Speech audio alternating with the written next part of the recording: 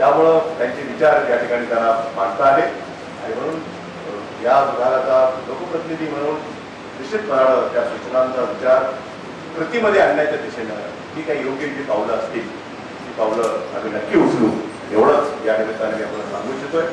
मी मनापासून साठे आणि आमचे सुकृत खांडेकर यांना मी धन्यवाद देतो की उत्तम संधी आपण प्राप्त करून दिली.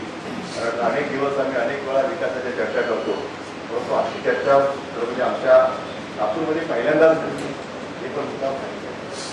अशा अनेक वेगवेगळ्या मार्गाने चर्चा झाल्या, परंतु किमान एक वृत्तपत्र या संदर्भामध्ये पुढाकार घेतलं आणि सर्वांना एकत्रित करून विविध क्षेत्रातल्या मान्यवरांना एकत्रित करून त्यांचे विचार त्यांचे मनातल्या ज्या संकल्पना आहेत तिथं मांडण्याची संधी आणि राज्य शासन म्हणून रिस्पॉन्ड त्याला केलं पाहिजे. केवळ चर्चा असता कामा नये, केवळ डिबेट असता कामा नये, त्याच्या ज्या उपयुक्त सूचना आहेत त्या कृतीमध्ये आणल्या पाहिजे. म्हणून तुम्ही खरं म्हणजे हा एक समन्वय या ठिकाणी घडून आणलेला आहे की जे राज्यकर्ते आहेत त्यांना जरी कधी गोष्ट पटली असेल तर ती प्रत्यक्षामध्ये कशी आणता येईल याचाही त्यांनी विचार केला पाहिजे. म्हणून तुमची चर्चा ही खऱ्या अर्थानं त्याला फ्रुटफुल डिस्कशन म्हणतात. फ्रुटफुल अशी तुमची चर्चा आहे, नुसती चर्चा नाही आहे, पण त्याच्यात काहीतरी निश्चितपणाची काही पावलं उचलली जातील आणि लातूरच्या डेव्हलपमेंटला निश्चितपणानं फायदा मिळेल. अशा प्रकारचा हा एक चांगला प्रयोग आपण या ठिकाणी केला.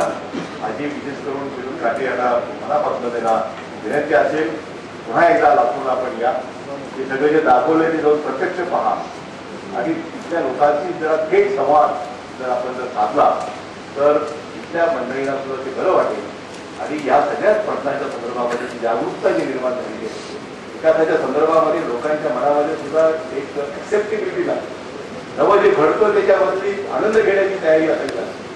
हे वातावरण निर्माण करण्यामध्ये आम्ही यशस्वी झाले आणि याची चर्चा निश्चितपणानं त्याला एक नवा वेग आणि नवी दिशा देण्यासाठी पुन्हा एकदा मी महाराष्ट्र टाइम्सला मनापासून धन्यवाद देतो आणि अशाच प्रकारचं आपलं नातं त्याची सुरुवात आज झालेली आहे की अशीच पुढे आपण अधिक ते मजबूत करत राहू आणि नागपूरच्या विकासामध्ये आपलं जे योगदान आहे ते असंच आम्हाला मिळत राहील एवढंच त्या निमित्तानं आम्ही अपेक्षा व्यक्त करतो. त्यामुळे आम्हाला पुष्कळदा या प्रश्नाला तोंड द्यावं लागतं की लातूरलाच का असे अनेक प्रश्न आम्हाला विचारले जातात. तेव्हा आता किमान महाराष्ट्र टाइम्स तरी हा प्रश्न आम्हाला कोणा विचारणार नाही की लातूरलाच गेलं पाहिजे अशा प्रकारची सकारात्मक भूमिका घेतली जाईल अशी अपेक्षा व्यक्त करतो. धन्यवाद.